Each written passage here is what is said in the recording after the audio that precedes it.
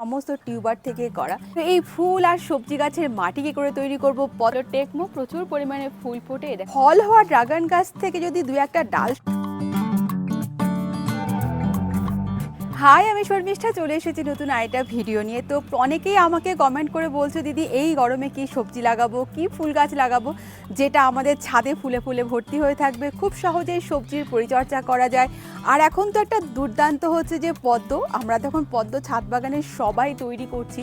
তো এই ফুল আর সবজি গাছের মাটি কী করে তৈরি করব, পদ্ম গাছ কী করে তৈরি করেছি, তার কি করে খাবার দিচ্ছি, আর কী কী নতুন নতুন আপডেট, মানে আমার ছাদ বাগানে আমি কী কী নতুন নতুন তৈরি করেছি, আজকে সে সমস্ত আপডেট ভিডিও নিয়েই আমি তোমাদের সামনে এসে হাজির হয়েছি।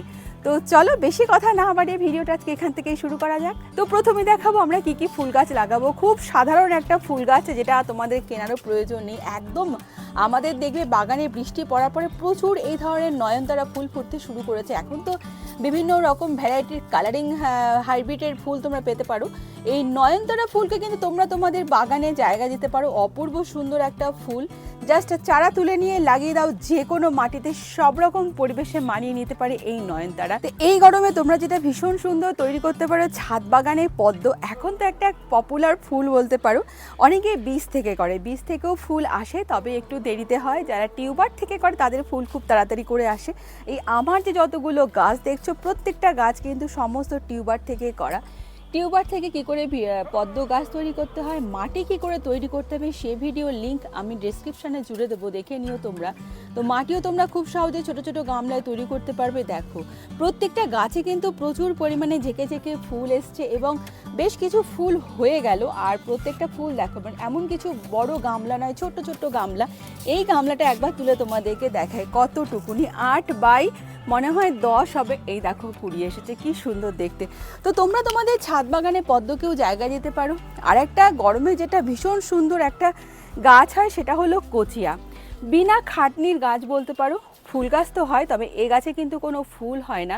এই যে কচিয়া ঝাউ, দেখতে এতটাই বিউটি লাগে। এগুলো কি হয়, এগুলো তোমাদের কোনো কাটছাটের প্রয়োজন হয় না। ঝাউ গাছকে তো যদি ছোট ছোট করে পিঞ্চিং করে ঝাউ তৈরি করা হয়, এই গাছের কিন্তু কোনো পিঞ্চিংয়ের প্রয়োজন হয় না। এত গরমে দিদি কচিয়া এত সবুজের সবুজ হয়ে আছে কি করে? পর্যাপ্ত পরিমাণে জল। এই গাছ কিন্তু খুব একটা জল যেমন পছন্দ করে না, তেমন জলটা মাটিটা শুকিয়ে যাবে সেটাও পছন্দ করে না। তো জলটা কিন্তু একটু বুঝে দিতে হবে। আর খাবার, আমি যে ঠান্ডা খাবারটা বানিয়েছিলাম, যে ছাই দিয়ে, তারপরে চা পাতা, এপসাম সল্ট দিয়ে যেই ঠান্ডা খাবারটা আমি বানিয়েছিলাম, সেই ঠান্ডা খাবারটাই তোমরা দিতে থাকবে, দেখবে গাছের রাতারাতি পরিবর্তন হয়ে যাবে। তারপরে যে গাছটা তোমরা লাগাতে পারো, এটা হলো টেকমো। প্রচুর পরিমাণে ফুল ফোটে, দেখো কত ফুল ফুটেছে, দেখতেই পাচ্ছ। আর এই যে আমার এই আকন্দ গাছটা দেখছো, এই গাছটা রাস্তা থেকে তুলে আনা, কত প্রচুর পরিমাণে ফুল ফুটেছে, জাস্ট একবার দেখো। এটা কিন্তু একটা 20 লিটারের ড্রামে এই গাছটাকে লাগানো।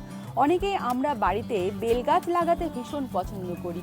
বেল গাছ, এটা আমাদের যে পুজোতে যে বেল গাছের কাজে লাগে সেই বেল গাছ। এই দেখো, এই বেল গাছ তোমরা দোকান থেকে কিনে নিয়ে এসে ফুল আর ফল সহ দেখেই কিনবে। এই দেখো, ফুল আর ফল সহ বেল গাছ, এটা আমাদের ঠাকুরের পুজোও কাজে লাগে। আর তোমরা যেটা লাগাবে সেটা হলো নাগ চম্পা গাছ। নাগ চম্পা গাছে কিন্তু প্রচুর পরিমাণে ফুল ফোটে এই সময়তে। এই দেখো।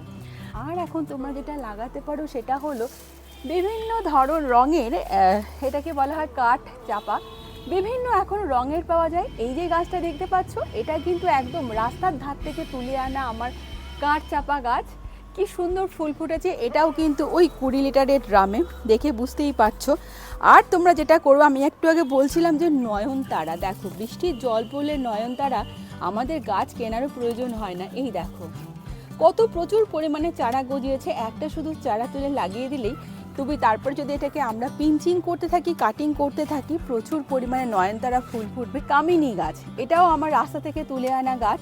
দেখো আমি আমার ম্যাক্সিমাম গাছে কিন্তু রাস্তা থেকে তুলে আনাই গাছ। রাস্তা থেকে তুলে আনা এই যে কচুরিপানা, এত সুন্দর ফুল ফোটে। কচুরিপানার একটা ছোট্ট হাঁড়িতে বড় গামলায় ছিল, সেই বড় গামলায় যেহেতু এখন পদ্মকে লাগিয়েছি, তাই ছোট্ট একটা কি বলবো, মাটির মিষ্টির হাঁড়ি ছিল, সেই মিষ্টির হাঁড়িতে কচুরিপানাকে লাগিয়েছি। দুটো গাছ আমার ছাদ বাগানে অ্যাড করেছি। কি দারুণ ফুল দুটো দেখো। আমি নামটা ভুলে গেছি।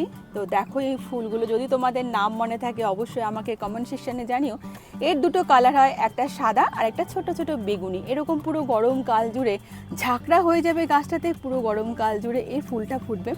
আরেকটা গাছ হলো মিলি, যেটাকে কাটামুকুটও আমরা বলে থাকি। প্রচুর পরিমাণে ফুল ফুটে থাকে মিলি, এটা কিন্তু সবই গরমের গাছ, তোমরা এটাকে লাগাতে পারো। সাদা টগর, আর এটা হলো সাদা মানে নীল, অপরা যেটা চেয়েছিলাম নীলের জায়গায় সাদা হয়েছে, ঠিক আছে সেটা পরে দেখা যাবে। আর যেটা তোমরা গরমে এখন খুব ভালো ফুল পাবে তরুলতা, এটা আমার একজনের কাছ থেকে চারা চেয়ে তৈরি করা। তরুলতা এখন কিন্তু ভীষণ সুন্দর একটা ফুল, তো তোমরা কিন্তু তরুলতাকেও তোমাদের ছাদ বাগানে জায়গা দিতে পারো। আর একটা যেটা লাগিয়েছি আমি সেটা হলো মর্নিং গ্লোরি।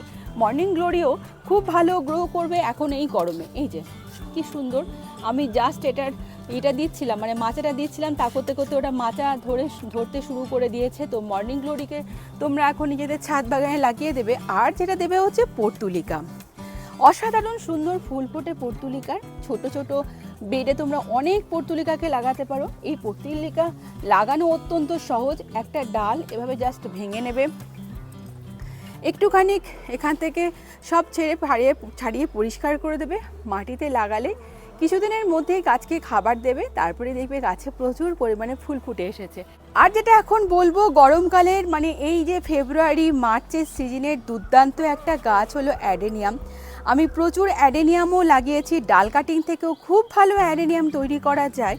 এই যে ভ্যারাইটিগুলো দেখছো এই সামনে, এগুলো একদম আমার দেশি ভ্যারাইটি। এগুলো কিছুটা ডাল কাটিং থেকে তৈরি করেছি, কিছুটা মানে একদম বীজ থেকে তৈরি করা। এগুলো দেখতে পাচ্ছ, এগুলো হলো অন্য ভ্যারাইটির অ্যাডেনিয়াম। এখানে 10খানা অ্যাডেনিয়াম আছে। প্রত্যেকটা ভ্যারাইটি কিন্তু এক্সেবারকার এক, এগুলোর তেমন কোনো যত্নের প্রয়োজন পড়ে না। অল্প একটু খাবার, অল্প একটু জল আর পুরো সানলাইট হলে অ্যাডেনিয়াম তোমাকে ফুলে ফুলে পুরো গাছকে ভরিয়ে দেবে। তো এতক্ষণ দেখালাম তোমাদেরকে ফুল গাছ। অনেকেই জানতে চাও দিদি মাটি কী করে তৈরি করব। মাটি তৈরি করা এমন কোনো খাটনি নয়। বাগানের যে নর্মাল গার্ডেন সয়েল, যেটা বাগানের নর্মাল যে মাটিটা আছে সেই মাটি নেব আমরা কিছুটা, তার সঙ্গে ভার্মি কম্পোস্ট অথবা গোবর সার। গোবর সার হলে তো খুবই ভালো হয়, মানে অবশ্যই পুরনো গোবর সার, কাঁচা গোবর নয়, পুরনো গোবর সার অথবা ভার্মি কম্পোস্ট, সঙ্গে 1 মুঠো নিমখোল। এই হলো মাটি তৈরি করার পদ্ধতি। এটাকেই মিশিয়ে নেবে, ড্রেনিং সিস্টেম সবসময়ের জন্য ভালো রাখবে। ফুল গাছের জন্য এই হলো মাটি। এবার দেখাবো গরমের কী কী সবজি গাছ, কারণ অনেকেই জানতে চেয়েছো দিদি গরমের কী কী সবজি গাছ লাগানো যায়। তার আগে বলে দিই ছোট্ট করে যে গরমের যে সমস্ত সবজি গাছ লাগিয়েছি তার মাটি কী করে তৈরি করব। তার আগেই বলে দিই তার মাটিটা ঠিক আমরা সেম একই প্রসেসে তৈরি করব। ওই বাগানের নর্মাল মাটি, গোবর সার অথবা ভার্মি কম্পোস্ট আর হচ্ছে নিমখোল সব একসঙ্গে মিশিয়ে নেব, এটাই মাটি তৈরি। অনেকে মাটিতে আমরা হাড় গুঁড়ো শিংকুচিকে মিশিয়ে থাকি, আমিও মেশাই।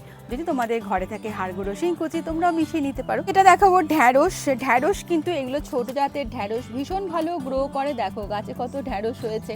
বেশ কিছু তুলে আমরা খেয়েওছি, আবার কিছু তুলতে আমার ইচ্ছেও করে না যে রোজ এদেরকে দেখবো বলে। তো তোমরা এখন এই গরমে ঢ্যাঁড়সকে লাগাতে পারো। এটা হলো ডাঁটা শাক, কত বড় হয়ে গেছে। ওই যে বললাম তুলতে ইচ্ছা করে না, আমার দেখতে ভীষণ ভালো লাগে। সঙ্গে এই যে লালতে শাক, এখানে প্রচুর লাল শাক লাগিয়েছি আমি 6x6 গ্রো, 4x6 গ্রো ব্যাগে। এরকম গ্রো ব্যাগ হলে খুব ভালো করে এরকম শাক তোমরা লাগাতে পারো। এটা হলো পাট শাক। আর এখানে দেখাই ছোট্ট ছোট্ট ঝুড়িতে আমি পাট শাক, এই লাল শাক লাগিয়েছিলাম। এই দেখো ছোট ছোট মাত্র 5 টাকার ঝুড়ি। এর আগের দিনে যে একটা শর্ট ভিডিও দিয়েছিলাম যে 5 টাকার ঝুড়িতে লাল শাক চাষ, তোমাদের সামনে যে বীজগুলো ফেলেছিলাম দেখো আজকে সব বীজগুলো কিন্তু উঠে গেছে। মানে যারা আমার শর্ট ভিডিওটা দেখেছো তারা দেখলেই বুঝতে পারবে যে এই ঝুড়িতে 2 দিন আগে আমি বীজ ফেলেছিলাম। আর তোমরা যেটা নিজেদের ছাদ বাগানে লাগাবে সেটা হলো উচ্ছে। কত উচ্ছে হয়েছে গাছে একবার দেখো। এটা কিন্তু আমার বীজ থেকেই চারা মানে দোকান থেকেই বীজ এনেছিলাম। এই দেখো প্রত্যেকটা গাছে উচ্ছে, এখানে এই যে এরকম কত উচ্ছে হয়েছে। এই যে এখানে সব উচ্ছে। এখান থেকে তোমরা পাতাকেও খেতে পারো। এটা কুমড়ো, এই গরমে তোমরা কুমড়োকে লাগাবে। আর একটা তোমরা যেটা লাগাতে পারো সেটা হলো ধুদুল। আমি বীজ ফেলেছিলাম, সেখান থেকে চারা তৈরি হয়েছে। বেশ কিছুদিনের মধ্যে ফুল এসছে, সঙ্গে ছোট্ট ছোট্ট ধুদুল। ছাদ বাগানে যখন এরকম সবজিগুলো হয় দেখতেই তার মজাই আলাদা। এই যে এই পাতাটার তলাতেও আছে। ও এই তো আরেকটা আছে, বাহ। আর এগুলো সব লাগিয়েছি আমি বড় বড় ক্যারেটে। এখানে খাবার ওই একই সেম নর্মাল মাটি, তার সঙ্গে দিয়েছি কখনো কখনো আমি একটু গোবর সার মিশিয়ে দিই, কখনো কখনো ভার্মি কম্পোস্ট দিই। আর ওই যে আমি ঠান্ডা খাবারের কথা তোমাদেরকে বলেছিলাম, সেই খাবারটাকে কিন্তু আমি 7 দিন অন্তর অন্তর দিতে থাকি। এটা হচ্ছে শশা গাছ। তোমরা এখন নিজেদের ছাদ বাগানের শশা গাছকে খুব ভালোভাবে জায়গা দিতে পারো। ওইখানে আরেকটা শশা গাছ, ওখানে আছে আরও আরেকটা ঝিঙে, ওই যে উপরে ঝিঙে হয়েছে দেখা রিম্পি ঝিঙেটা। তোমরা এই সমস্ত সবজিকে লাগাতে পারো। যেটা তোমরা লাগাবে সেটা হচ্ছে কচু।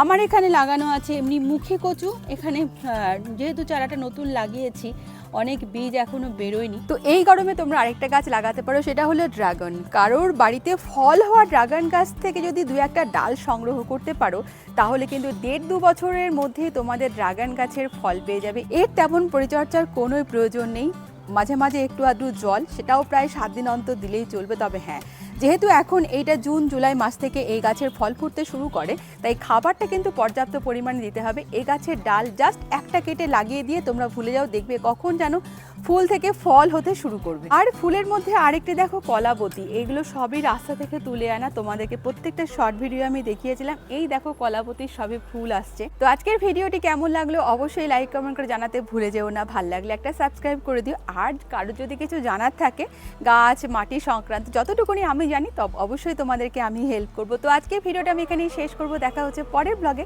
টাটা।